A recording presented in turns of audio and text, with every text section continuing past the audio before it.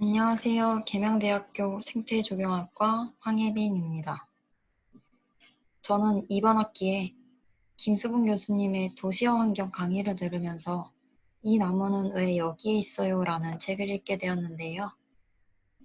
책 내용 중 도시 가로수의 기온저감 효과에 관한 이야기를 읽으면서 작년 여름쯤에 고등학교 때 친구를 만나러 세종시에 놀러 갔던 때가 생각났습니다.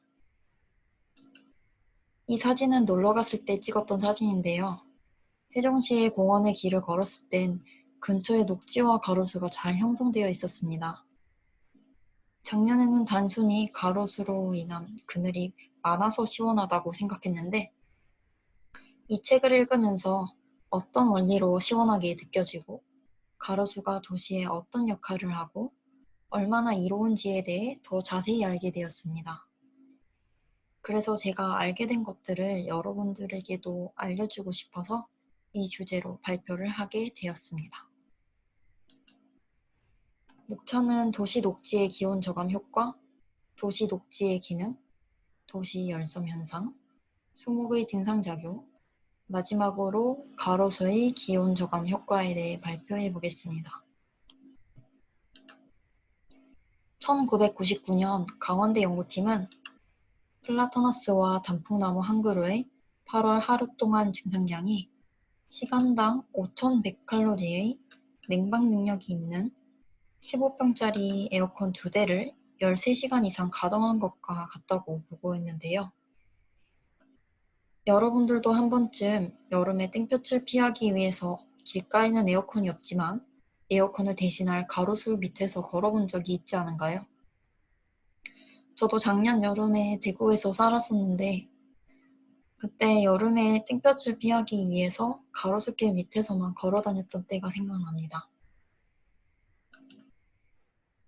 그리고 도시의 녹지는 토지와 물, 대기 등으로 이루어집니다. 도시 녹지 내에서 사람들이 자연과의 접촉을 통해 심리적 안정감을 얻기도 하며 도시 녹지는 삶에 활력을 불어넣는 위락 기능도 합니다. 그리고 아름답고 특색 있는 도시 경관을 창조하기도 하는데요. 저는 가끔 답답하거나 스트레스를 받을 때면 집 근처에 있는 도담공원이라는 공원에 산책을 가곤 합니다. 다른 분들도 스트레스를 스마트폰이나 게임으로 푸는 것보다는 공원에 산책을 가보는 것을 추천해 드립니다. 그리고 녹지는 기온을 조절해주고 대기오염을 정화해주며 야생동물의 서식 공간을 제공해주기도 합니다. 하지만 도시의 과밀화 팽창화로 인해 도시 녹지의 훼손이 심각해져가고 도시 녹지를 훼손하고 세워진 고층 빌딩이나 아파트와 같은 인공구조물로 인해서 도시 열섬 현상과 같은 독특한 도시기후가 형성되었습니다. 매년 한 해씩 지나갈 때마다 날씨가 점점 더워지고 여름이 길어지는 것이 느껴지진 않았나요? 이러한 현상들이 바로 도시 열섬 현상이라고 하는데요.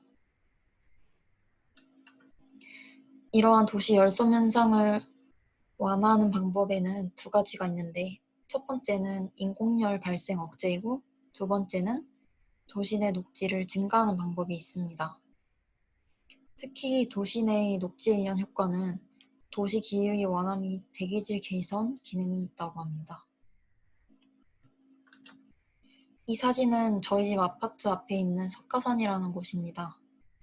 아파트 안에 아스팔트 길을 걸을 때와 석가산 안에 있는 산책로를 걸을 때의 더위의 정도는 정말 다르게 느껴졌습니다.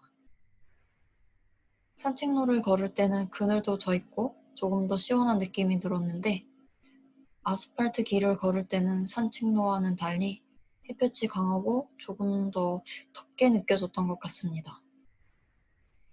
이렇게 같은 아파트 안인데도 다르게 느껴졌던 이유는 바로 스모그의 증상작용 때문인데요. 이 스모그의 증상작용은 대기 중의 열 에너지가 잠열로 소비되기 때문에 대기 온도를 저하시키는 역할을 하는 것입니다. 여기서 잠열이란 상변화에 수반되는 열을 말합니다.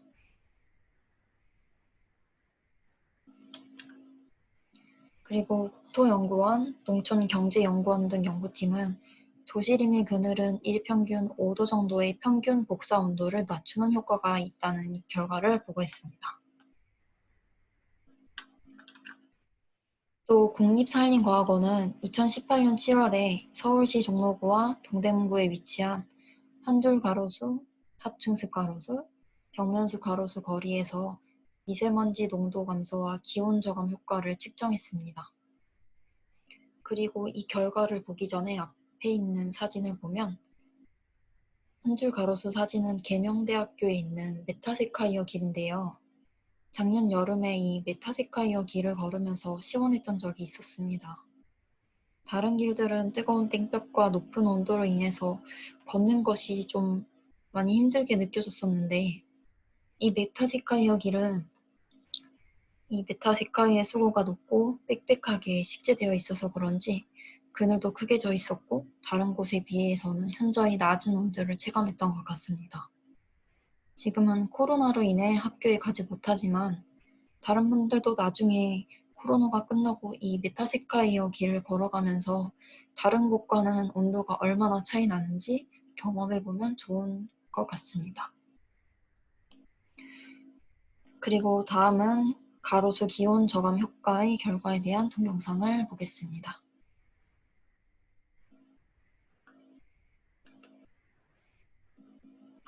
거리에 나무가 많다면 요즘같이 뜨거운 도로변이 조금은 시원해지겠죠.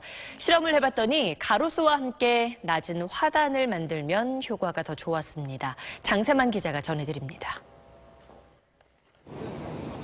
서울 종로 한복판.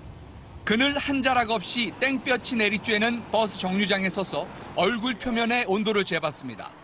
35도였던 얼굴 온도는 떼약볕에 10분 정도 서 있자 36.6도까지 높아집니다. 1분 정도 햇빛을 쐬면서 온몸에 땀이 나는 것을 느낄 수 있었어요. 온몸에 땀이 났습니다. 이번엔 도로변에 있는 가로수 그늘로 자리를 옮겨 10분간 휴식한 뒤 다시 온도를 재봤습니다. 10분 전과 비교해 1.8도 정도 떨어집니다. 이번엔 일반 가로수와 함께 보행로 가장자리에 화단이 있는 그늘에서 실험해봤습니다. 땡볕에서 10분간 서 있을 때 36.1도까지 올랐던 얼굴 온도가 4.5도나 떨어집니다. 가로수만 있을 때보다 2배 이상 열기 저감 효과가 높았습니다. 가로수는 그늘을 만들어주고 수증기를 내뿜는 증산작용으로 열기를 막아주는데 여기에 하층 숲까지 더해지면 지면에서 올라오는 복사열까지 차단하기 때문입니다. 맨 땅일 경우하고 이렇게 콘크리트로 덮여 있을 경우에 태양열에 의한 반사열에 대한 효과가 상당합니다. 도심 보행로 자투리 땅에 일반 가로수와 함께 화단을 조성하는 게 도심 속 열섬 현상을 완화하는 데 상당한 도움이 된다고 산림청은 밝혔습니다. SBS 장세만입니다. 이 영상과 같이 한 줄 가로수에선 평균 1.8도, 하층습 가로수에선 평균 4.5도가 내려갔습니다. 그리고 이 영상엔 나오지 않았지만 연구 결과에서는 벽면습 가로수는 3.9도 정도가 내려간다고 합니다. 앞으로 여름에 날씨가 너무 덥게 느껴진다면 기온 저감이 제일 효과적인 하층습 가로수가 있는 길로 걸어가 보는 건 어떨까요? 이상 발표 마치겠습니다. 감사합니다.